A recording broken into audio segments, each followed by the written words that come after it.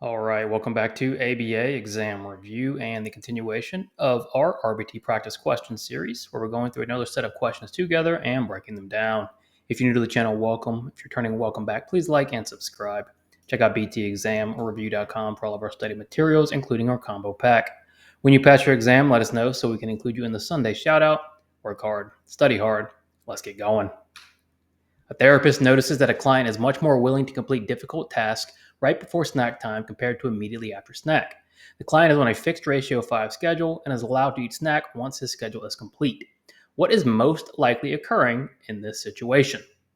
So we're starting off with a more difficult question, but that's okay. Let's just attack the question and understand what it's asking. It wants to know what's occurring in the situation. Well, what is the situation? We know the therapist sees the client is more willing to complete difficult tasks right before snack compared to immediately after snack. So when we have a situation, especially here, where the client is more willing to engage in a response when they're, let's say, deprived of something, in this case, a snack, because they know once they're done on this fixed ratio schedule, they get a snack. What does that refer to? When we talk about deprivation and satiation, deprivation, we're not getting enough of something, which increases the value, or satiation, we've got too much of something and it decreases the value. Those are motivating operations. In this case, before snack, snack has been, or the client has been deprived of snack, so snack holds more value. After snack is done, they just had snack, so snack has lost the value. So knowing this, thinking about motivating operations, what is likely occurring in this situation? A, escape extinction has effectively reduced the client's task avoidance behavior. Nowhere is extinction mentioned. You always just want to use the information given in the question. Don't add information that isn't there. B, the proximity to snack time is acting as a motivating operation relative to task completion. Yes, the closer they get to snack time, the higher the motivation is to complete this fixed ratio schedule, so they get to go eat snack. Just think of motivating operations as making you want something more or making you want something less. In this case, the closer snack is, the more they want it, the more willing they are to work.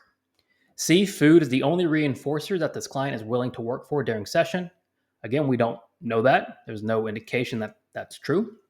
And then D, the fixed ratio schedule is more effective than a variable schedule when edible reinforcement is involved.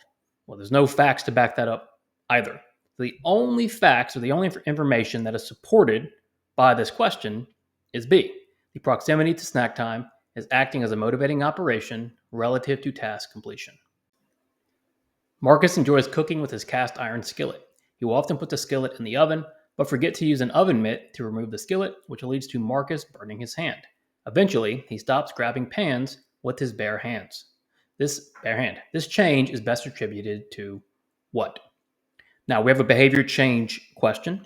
And with behavior change, we're always looking at consequences. Consequences lead to future behavior change.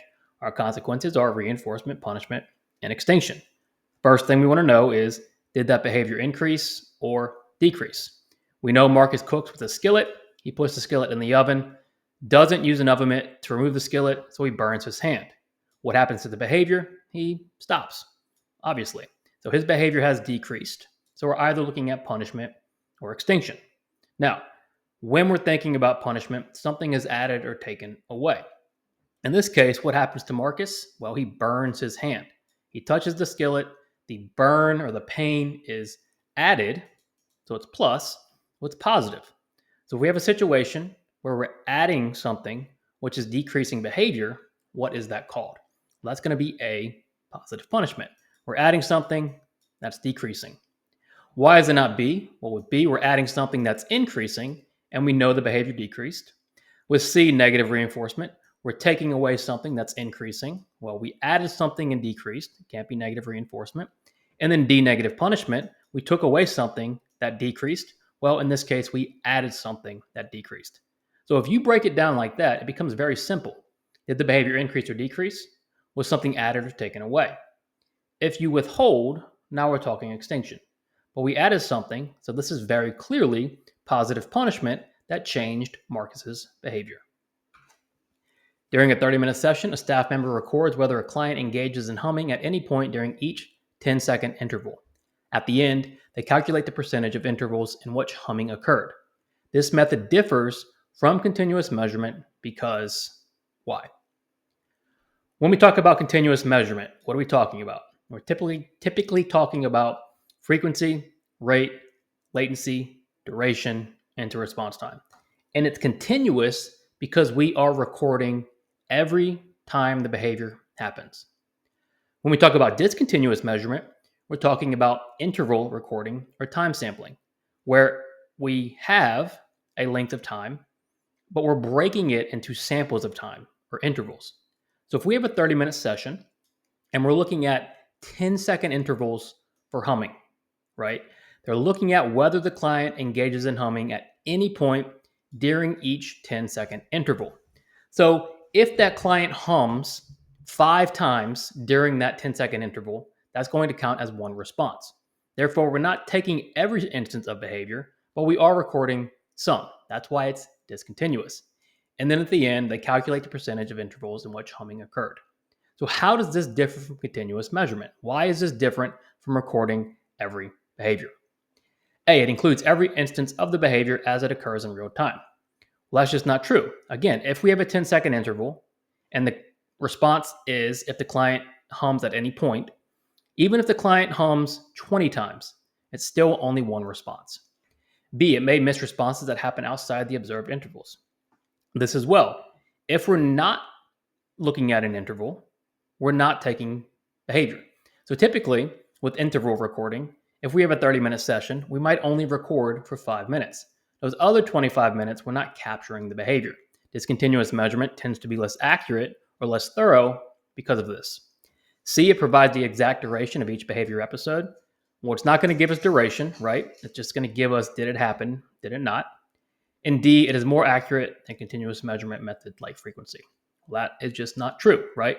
What's likely to happen is we're probably going to miss responses that don't occur inside these interval situations. So discontinuous measurement, while useful, is typically less accurate and less thorough than continuous measurement. You teach your client how to identify circles, triangles, and squares.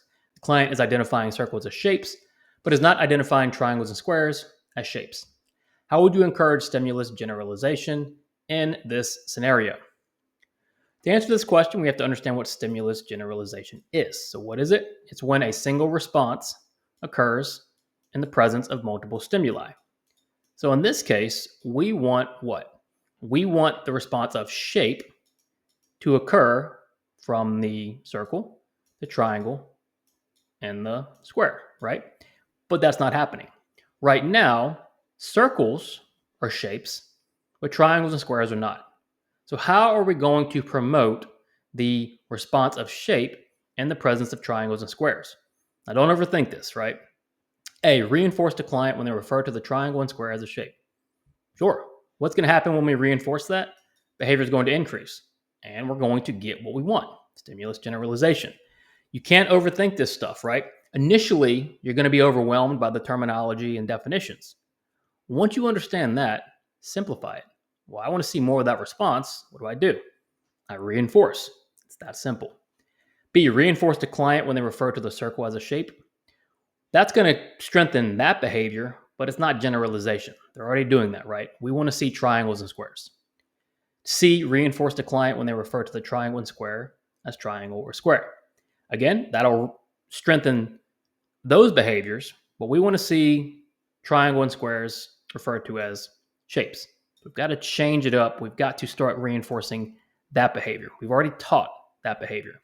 So if we want to see more of something, if we want to see more of a behavior specifically, we need to start reinforcing that behavior. So to encourage stimulus generalization, you'd want to reinforce the client when they refer to the triangle and square as a shape. You're tracking how many times the client raises their hand during a 1-hour group lesson. The client raises their hand 12 times. If you were recording rate, how would you report this data? Easy question, but you've got to be careful. They want to know about rate. And what is rate? Rate is frequency over time. So we're not just recording the frequency. We're recording frequency over time. What is our time? 1 hour. What is our frequency? 12. So we need to report this, not just the frequency, but 12 over 1. So if you look at A, 12 responses, that's just the frequency, not what we're looking for. If you look at B, 12 responses per day, day is not our time, 1 hour is. C, 12 responses per hour, is exactly what we've recorded. Is this a hard question? Not at all. You can probably answer this quite quickly. If you're rushing, you might just pick A and move on. You want to attack the question up here, understand what they're asking, then once you get to the answer choices, you've already done all the work. It becomes very simple. If you're going to record rate, you need frequency and time. In this case, it'll be 12 responses per hour. Thanks for watching. Check out btexamreview.com for all of our study materials. When you pass your exam, let us know so we can include you in the Sunday shout out. Work hard, study hard,